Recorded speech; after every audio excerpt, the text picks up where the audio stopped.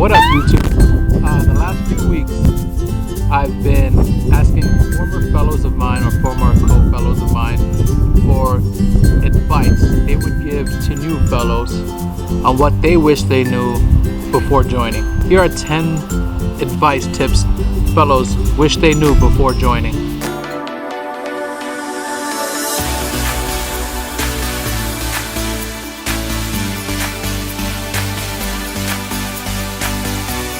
This list is in no particular order. There's no top 10. There's no 10 being the worst, 10 the one the best. It's just 10 tips I've gotten from fellows. And number one, the fellows is perfect for people who don't want to go into teaching the regular route, or if they realize too late in their life that teaching is what they want to do. And I agree with this. You don't want to go to school and get a master's in education and have to get certified and things like that. I do believe the fellows is a great place to become a teacher and an alternative route.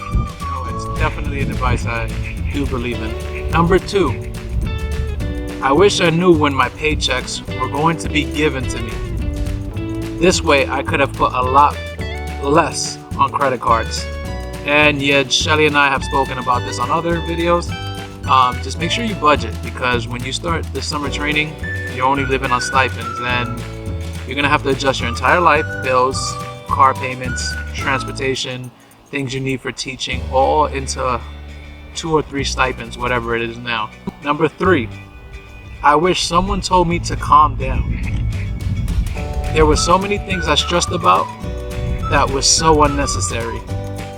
And yeah, that's a big tip, like you having to learn everything at once and stressing out about things being done. Just take it a day at a time.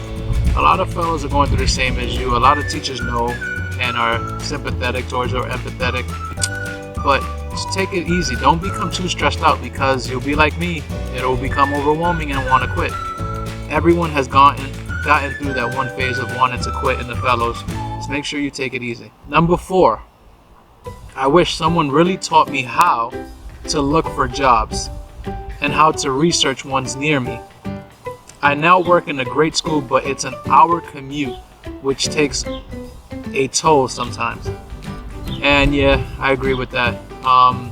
You're gonna be stressed out about looking for a job, or getting on interviews, and a lot of people take the first job offer they're given because they're stressed out about that.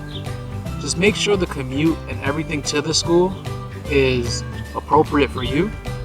You don't want to do the whole hour commute or more just because it's a school that offered you something. Make sure you have everything in like a set plan, because you would have to go to school after you finish teaching, and you would have to go home after school, and then it can become overwhelming. Number 5, I wish I knew how much money teachers in general spend out of pocket, especially that first summer where we only got a stipends to live off of. Like I said before, you only get a few stipends. You're gonna have to buy pencils, markers, crayons, paper, notebooks, poster boards, paper for copy machines. Just make sure you think about that before you spend money on everything and buy everything for the kids, and then you have no materials and you're sitting there thinking, oh, the school's gonna have it, and they don't. Just remember that. Number 6, I wish I knew beforehand why we were being pushed to take exams immediately.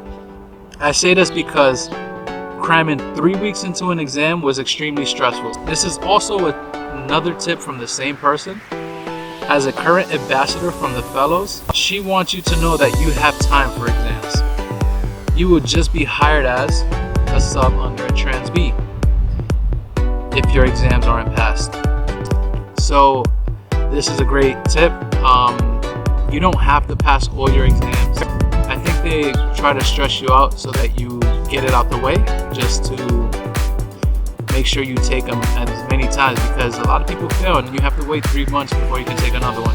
But you do not have to pass all of them before September. Number 7, for me, I wish someone told me the politics and that if you get sick, no one really cares. And I've said this on reasons why I quit. It's a reason why I quit. There's politics in every school. You got to know the unwritten rules, who you can talk to, who you can't, who's a snitch, who's this and that. There's politics in every school. And yeah, don't say too much when you call out. Because if you call out being sick, people don't be like, oh, I feel better. You might have one or two people who care. No one cares. If you say too much, they'll use it against you. Just make sure you just call out sick and that's the end of it. Get a doctor's note, that's it. Number 8, this is a long one. This is the 3rd time I did this. Number 8, I wish we would have known that sometimes stuff was a popularity contest and not about your ability to be a teacher. This is a good quote because when you're in the summer training, sometimes you feel like you're doing your best and they're gonna keep criticizing you. There's always different mentors for every group of people. And sometimes your mentor might not be as cool as the other people. Sometimes people hang out and go out after with their mentors and your mentor might be strict, or it might be cool, you never know. But not every mentor is the same. So make sure if you're getting away with a lot, stay quiet. If you're stressed out about mentors being tough, it may feel like it's a popularity contest. Number 9, I wish we would have known to work on our edtpa as soon as possible. I quit before I had to do edtpa, but I was with Shelly when she did hers, and she was stressed out. It took a toll. She did it 13 hours because it was on the last day. She had to do it 13 hours straight without sleep. Somehow managed to pass it just doing it once, but it was over 80 pages. And I remember sitting there trying to get her food, and she was stressed out. If you would like me to ask her about the edtpa, we are planning to do another video on that, but just try to start as soon as possible. Number 10, a lot of fellows that completed it stated this, and a lot of them that actually did research it said they researched it, but number 10 was, I wish we would have done some research before joining. And you're already on the step. You already did this because you found this video and you're looking for advice and seeing how it goes. But a lot of people wish they would have researched it, and that's why Shelly and I decided to create these few videos. Here's a bonus one. It's number 11. I wish I knew that the second year of school, I didn't get to go to the second year.